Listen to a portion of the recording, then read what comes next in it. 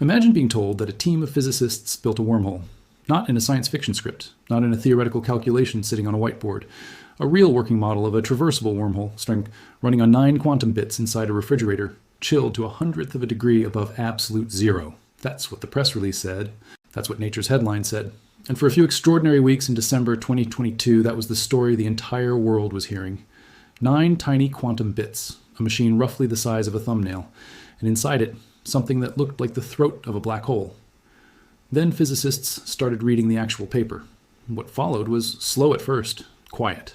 A few researchers sitting with the mathematics, asking uncomfortable questions. Then a preprint posted to the academic archive. Then a formal reply. Then 2 years later, a peer-reviewed critique published in the same journal that had run the original story. And suddenly, the field was having an argument it had never quite had before. In public, in print, with the data visible to anyone willing to look. The question at the center of it was deceptively simple. Did those 9 qubits actually simulate a wormhole? Or did they simulate something that looks enough like a wormhole under the right set of assumptions, in the right kind of light, that for a moment even the people who built the experiment couldn't tell the difference? That question has no clean answer yet. But the search for one has exposed something that matters far beyond this single experiment. It has exposed a growing problem sitting at the heart of the quantum computing revolution, a problem that doesn't get discussed as often or as openly as it should. And the problem is this. Quantum computers are now doing things that no one on Earth can fully verify. To understand how we got here, you need to understand what the experiment was actually trying to do. And to do that, you need to get comfortable with one of the strangest ideas in all of modern physics. An idea that has been sitting at the edge of the field for 3 decades, half beautiful and half unsettling. Some quantum systems, when you look at them the right way, behave exactly like gravitational systems in a higher dimension. Not approximately, not as a rough metaphor, exactly. You can write down the equations describing a cloud of particles bouncing around under the rules of quantum mechanics, and then write down the equations for a black hole sitting in curved spacetime. And the mathematics will tell you they describe the same underlying thing. Different language, same physics. Physicists call this holography. The idea has been around since the 1990s, and it is one of the strangest and most provocative results in all of modern theoretical physics. The simplest way to think about it is with a pair of conceptual glasses. Take them off, and you're looking at a quantum system. Particles interacting, entangling, doing quantum things. Put them on, and the exact same system suddenly looks like gravity. Curved space, black holes, potentially even wormholes. Same physics, viewed through an entirely different lens. This is the principle that made the Sycamore experiment possible. The quantum system the team chose to work with is called the SYK model, named after the 3 physicists who developed it. Subir Sachdev, Jinwoo Ye, and Alexei Kitaev.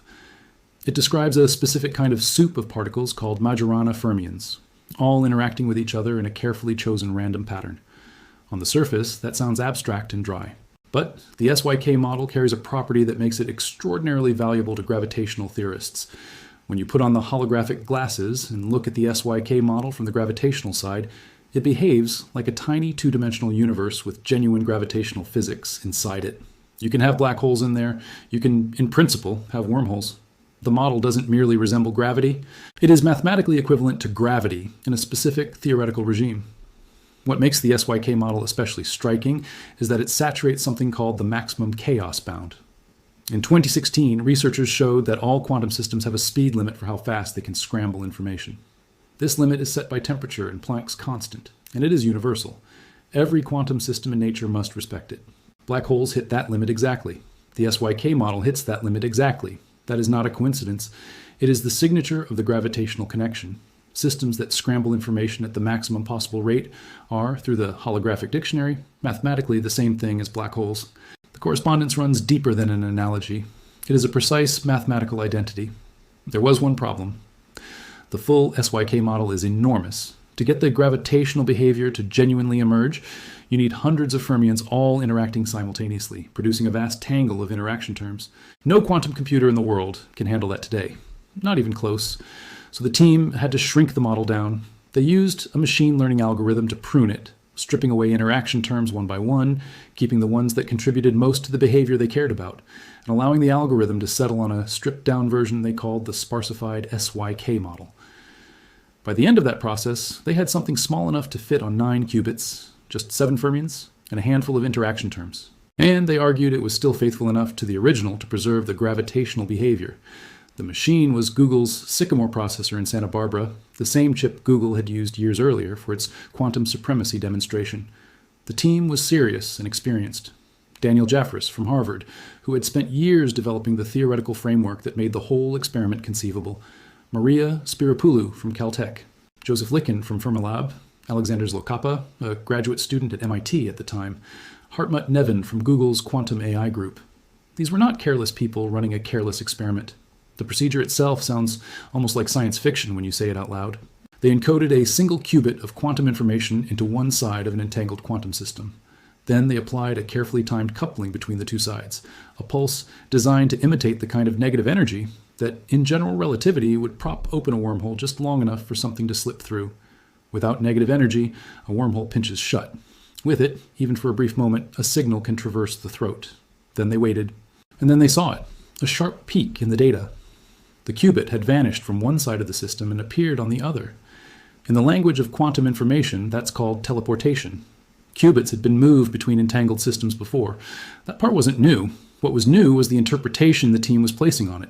They weren't claiming they had just repeated a teleportation experiment.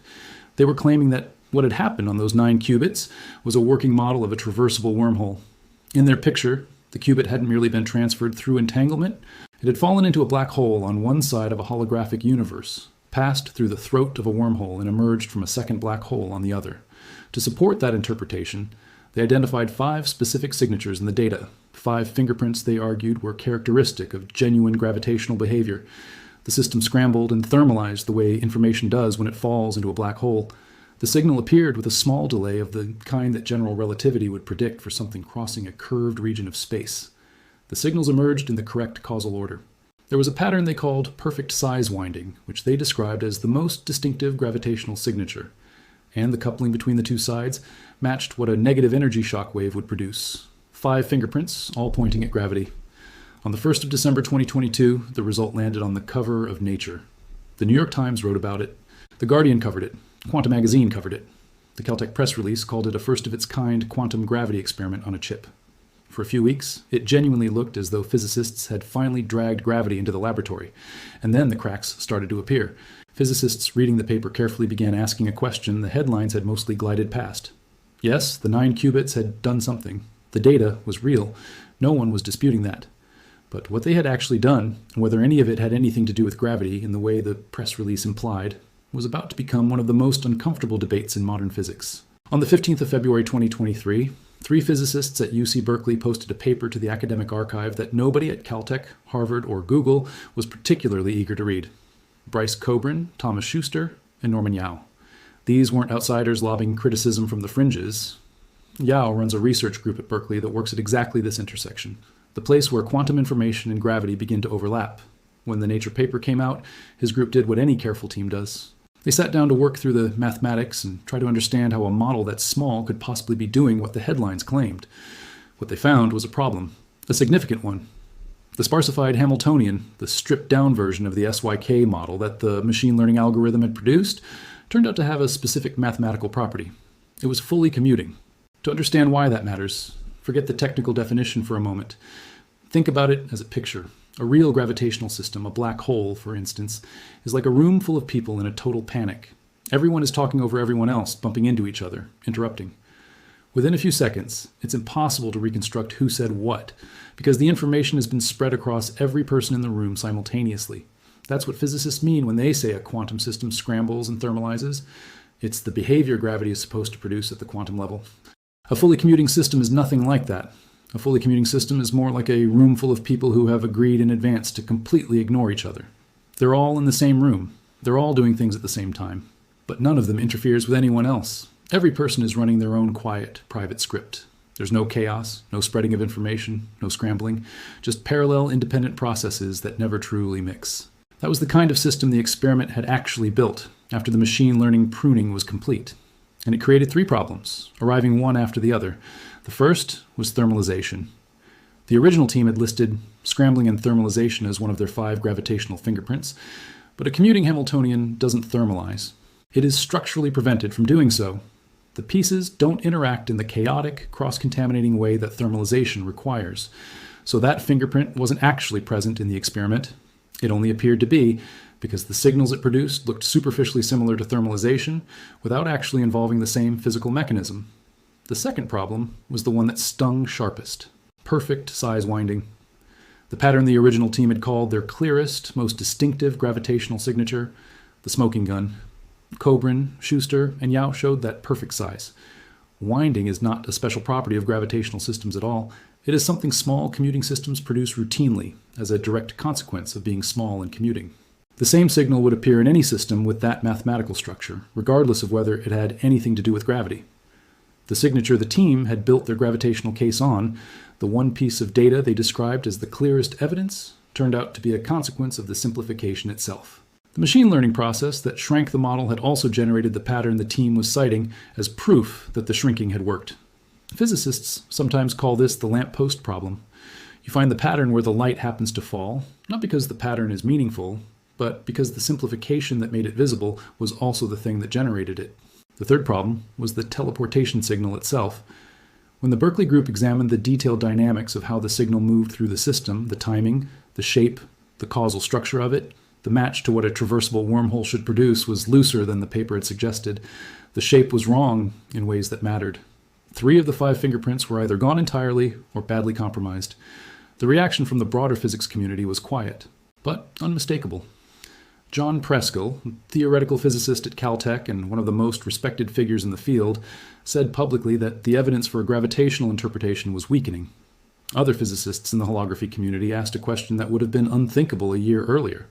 Was quantum gravity in the lab effectively dead before it had started? The original team didn't concede. They published a response arguing that even a commuting Hamiltonian captured something meaningful about holographic physics, even if it wasn't a complete gravitational description. Ping Gao, one of Jeffress's longtime collaborators, wrote a separate paper proposing that what the experiment had simulated was something he called pseudo-holographic behavior. Not quite full quantum gravity, not nothing. Something in between, operating in a different parameter regime with its own teleportation mechanism that didn't require the complete gravitational machinery. Not wrong, they argued, just different from what the headlines had implied. The dispute traces a fault line that has always run through the entire holography program. The difference between a system that is exactly dual to gravity, mathematically interchangeable with it in every prediction it makes, and a system that merely mimics some of gravity's outputs under specific conditions, with specific assumptions, in specific regimes. The first is a precision instrument. The second is a suggestive analogy, and the wormhole experiment appears to sit somewhere between the two. The field still hasn't agreed on exactly where. For 2 years, that dispute lived in the academic archive, formally unresolved.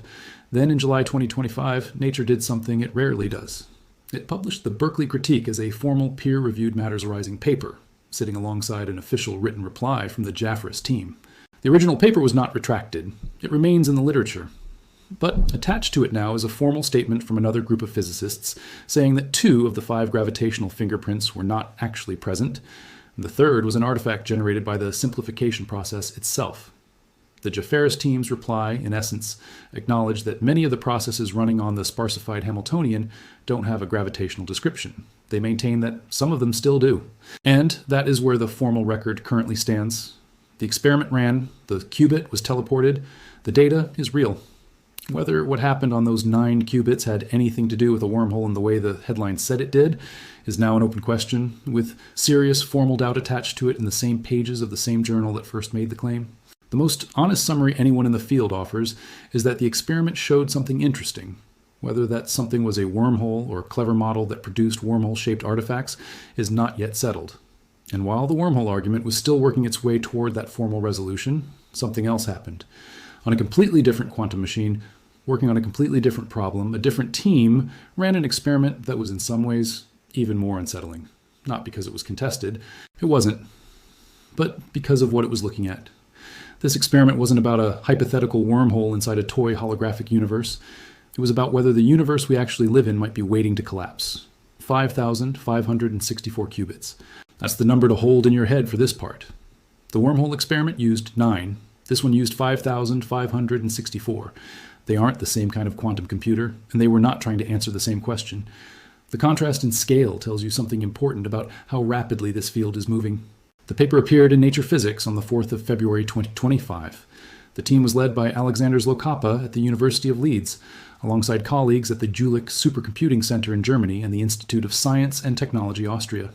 The machine they used was a D-wave quantum annealer, a different architecture from the Sycamore processor, linked into the Jülich supercomputing infrastructure. What were they simulating? The possible end of everything. Here's why that question is taken seriously in modern physics. The universe might not be sitting in its lowest possible energy state. It might look stable. It might feel stable. But underneath, it might be perched in an energy valley that isn't quite the deepest valley available. There could be a more stable configuration of the fundamental laws of physics that the universe simply hasn't tunneled into yet. Physicists call the state we appear to occupy the false vacuum. The deeper, more stable state is the true vacuum. If that picture is right, then somewhere, at some point, a small region of space could spontaneously tunnel from false vacuum to true vacuum. A bubble would form. And once that bubble formed, it would expand in every direction at the speed of light. Inside the bubble, the laws of physics would be different. The values of the fundamental constants would be different. Atoms might not hold together. Chemistry in any form we recognize would cease. You would have no warning. The edge of the expanding bubble travels at light speed. The information that it was coming would arrive at the same moment it did. This is not a fringe idea reserved for science fiction. Measurements of the Higgs boson mass at the Large Hadron Collider, combined with careful measurements of the top quark mass, place the electroweak vacuum of the Standard Model in a region physicists describe as metastable. Not definitively stable, not definitively unstable, sitting uncomfortably close to the boundary. Sidney Coleman, who worked out much of the original theoretical framework in the late 1970s, estimated that the timescale for the universe to tunnel to the true vacuum is roughly comparable to the current age of the universe, which is a mathematically elegant way of saying the error bars are enormous, we probably have time, and also we have no idea. What nobody had ever done before this experiment was actually watch the tunneling mechanism happen, even in a model, even in a stripped-down one-dimensional version of the problem. The team arranged 5,564 superconducting flux qubits in a circular configuration and set them up as a quantum Ising model. The Ising model is one of the most thoroughly understood frameworks in all of physics, a flexible toolkit that can be tuned to imitate a wide variety of physical systems. In this case, the team tuned the arrangement so the entire setup behaved as a one-dimensional false vacuum. Then they triggered the transition and watched what happened. Quantized bubbles of true vacuum began forming. Small ones first, then larger ones. Some of the mature bubbles eventually contained the equivalent of 300 spin flips, meaning 300 qubits, all changing state together in a coherent, organized pattern. The bubbles expanded. They interacted with each other. They collided. The team tracked all of it in real time, watching the detailed dynamics unfold on the data coming out of the annealer. The entire system held together coherently for more than a microsecond. That sounds like almost nothing. But for a quantum system operating at this scale and at this level of complexity, a microsecond is an extraordinary amount of time. It is more than 1,000 intrinsic time units of the underlying qubit dynamics, long enough to study the formation and expansion of the bubbles in quantitative detail, long enough to write down equations describing the mechanism, long enough to compare what the machine produced against what the theory predicted, and find them in genuine agreement. The team's own paper notes the limitation honestly. The experiment ran in one dimension. The actual universe, as far as anyone can determine, has 3 spatial dimensions. What they observed is not a literal preview of cosmic collapse. It is a faithful simulation of how the tunneling mechanism behaves in a dramatically simplified version of the problem, 1 spatial dimension instead of 3, a small ring instead of infinite space. But they also note that 3-dimensional versions of the same experiment are within reach on the same type of hardware with more qubits and more development. That's the direction the field is heading.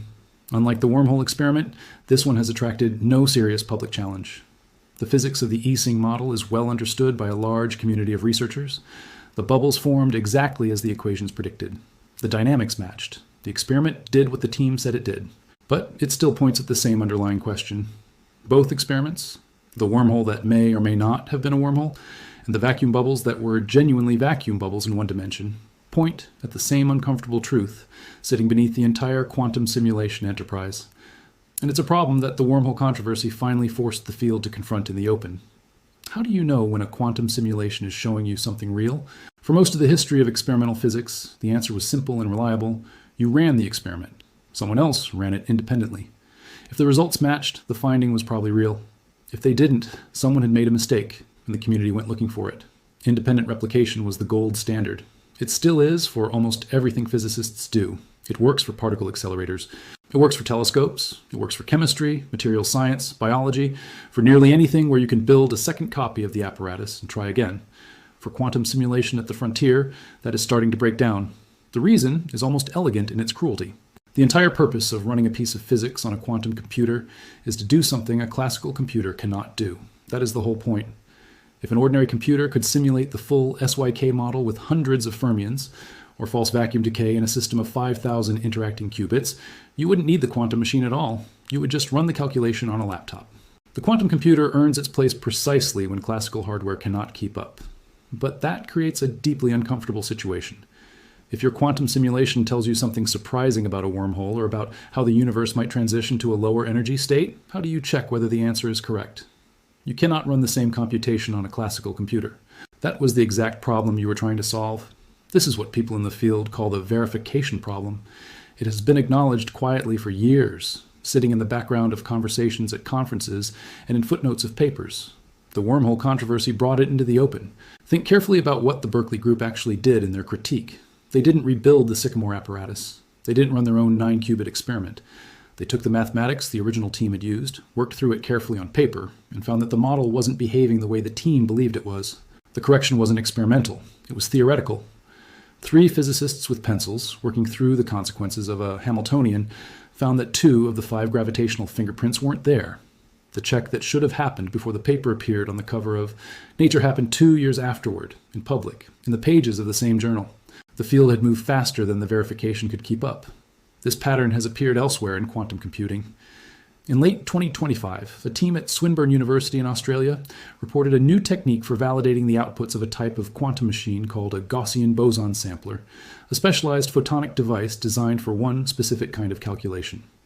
When they applied their new method to a previous experiment in the field that had been widely celebrated as a milestone result, they found unexpected errors that had gone undetected in a result that had been treated as settled. That was a different machine and a different problem, but the shape of the story was identical. Quantum computers are now doing things we cannot independently verify using classical tools, and when we do eventually develop the tools to perform those checks, we keep finding that the picture is messier and more complicated than the original headline suggested. There is something structurally familiar about this pattern. It echoes the early decades of computational simulation in other fields. Climate modeling, where the models outpaced the validation methods for years. Economic forecasting, where the complexity of the simulations obscured how fragile the underlying assumptions were. Protein folding, where extraordinary computational results coexisted with genuine uncertainty about interpretation. In each case, it took sustained, uncomfortable effort to separate the model did something from the model told us something true about nature. Quantum simulation may now be entering its own version of that reckoning. None of this means the field is broken or that the work is fraudulent. It's worth being clear about that. Holography is still one of the most powerful and compelling ideas in modern theoretical physics. The SYK model remains genuinely useful. Most physicists who work on quantum gravity believe that the holographic principle is, in some deep form, probably correct about the structure of spacetime. The false vacuum experiment at Jülich was solid and careful science. The bubbles formed. The dynamics matched the predictions. The path toward a 3-dimensional version of the experiment is real, and people are actively walking it. What has changed is what physicists are willing to say out loud. The Sycamore experiment didn't just teach the field a lesson about one stripped-down Hamiltonian. It taught a lesson about how to talk about quantum simulation in general. A teleportation signal is not a wormhole, even if the mathematics can be interpreted as suggesting one under a particular set of assumptions and simplifications. A pattern in the data is not a fingerprint of gravity just because you've given it a gravitational label. And a 9-qubit experiment run for a fraction of a second in a lab in California is not a confirmation that space-time is fundamentally holographic, no matter how many theorists would like it to be. The pressure to produce dramatic results is real, and it doesn't come only from funding agencies or communications offices. It comes from inside the field. When you have spent years working on a theory as elegant and strange as holography, when the mathematics points so compellingly toward a connection between quantum information and space-time, you want the data to say what the theory says. And sometimes, when you look at the data through the right lens, with the right simplifications, it appears to say exactly that. Distinguishing between an experiment that confirmed the theory and an experiment that confirmed a pattern generated by the simplification requires exactly the kind of slow, careful, unglamorous work that doesn't make journal covers. The deeper questions are still completely, genuinely open. We do not know whether the space-time we inhabit is fundamentally holographic in the way the mathematics sometimes suggests. We do not know whether our universe is sitting in a false vacuum, waiting for a quantum fluctuation somewhere in the dark to initiate a bubble that would rewrite the laws of physics at the speed of light. We do not know whether the next generation of quantum simulations will provide real answers to those questions, or generate more elaborate artifacts dressed up as discoveries. Somewhere in Santa Barbara, a dilution refrigerator is humming with 9 qubits inside it, chilled to within 1/100th of a degree of absolute zero. Somewhere near Jülich in Germany, a different machine is running with 5,564 qubits arranged in a ring.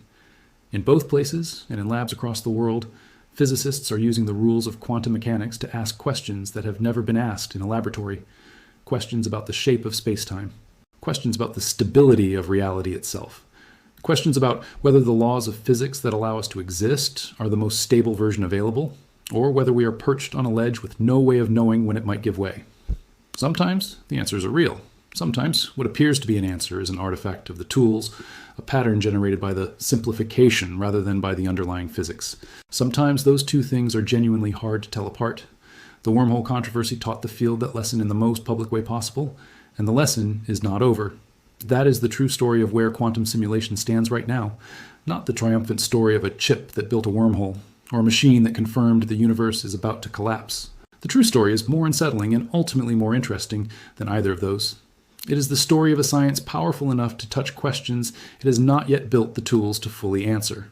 A field producing results faster than it can verify them, attracting headlines faster than the corrections can follow, and now, more openly than before, grappling honestly with the gap between what the machines appear to show and what we can actually prove.